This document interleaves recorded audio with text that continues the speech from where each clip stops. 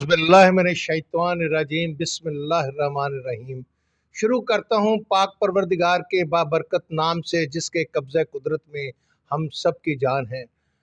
नाज़रीन, आज क्योंकि मौजू मुझे दिया गया है अफ़गानिस्तान और पाकिस्तान के ताल्लुकात, तो मैं इस मौजू पे बात करने से पहले एक बार ज़रूर बेतहाशा लातादाद सल्यूट पेश करूँगा पाकिस्तान की फ़ौज को, कि पाकिस्तान की फ़ौज ने हमेशा अफ़गानिस्तान के साथ, उनकी फ़ौज के साथ उनकी मदद की, उनको तरबियत दी, उनको दुश्मनों से लड़ना सिखाया, सिर्फ इसलिए ये समझ के कि अफ़गानी जो हैं वो हमारे भाई हैं। हमने 40,000 से ज़्यादा अफ़गानियों को अपने मुल्क में पनाह दी, उनके शनाख्ती कार्ड बनाए, उनकी बेरोज़गारी को ख़त्म किया। हत्ता के हमारे बेशुमार जो पाकिस्तानी भाई हैं उन्होंने अफ़गानी ख़वातीन से शादी करके उन्हें पाकिस्तानी हकूक़ अता कर दिए। लेकिन अफसोस कि जब भी बात आती है अफ़गानिस्तान की आज़ादी की, तो पाकिस्तान ने उनके साथ मिल के हमेशा अपना अहम किरदार अदा किया और दुनिया के कोने कोने में सिर्फ पाकिस्तान में अफ़गानों की मदद करके अपने साथ मुखालफत ले ली।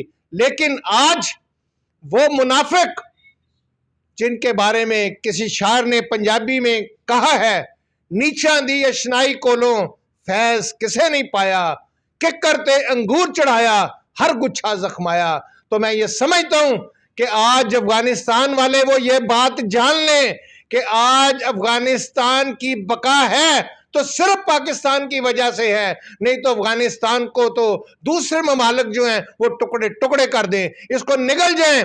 लेकिन उसके बावजूद अफगानों का जो रवैया है, जो मुसलमान कहते हैं, जो अगर क्रिकेट की बात आए तो अफगानी टीम जो है वो जिस तरीके से हद तक कमेज सलूक करती है, उसके बावजूद हम सब्र करते हैं, हम फिर उनके साथ मोहब्बत का हाथ बढ़ाते हैं। लेकिन अब वक्त गुजर गया, अब अफगानी फौज और अफगानी तमाम जितने सरबराह हैं, जो हुकूमत के ओहदेदारान हैं, मैं उनको ये बताना चाहता हूं कि अगर आप बहैसियत मुसलमान अफगानिस्तान की बका चाहते हैं तो आप पाकिस्तान की तरफ मैली आंख से मत देखें, वगरना वो वक्त आने वाला है जब तुम्हारी दास्तां तक भी न होगी दास्तानों में। बहुत शुक्रिया।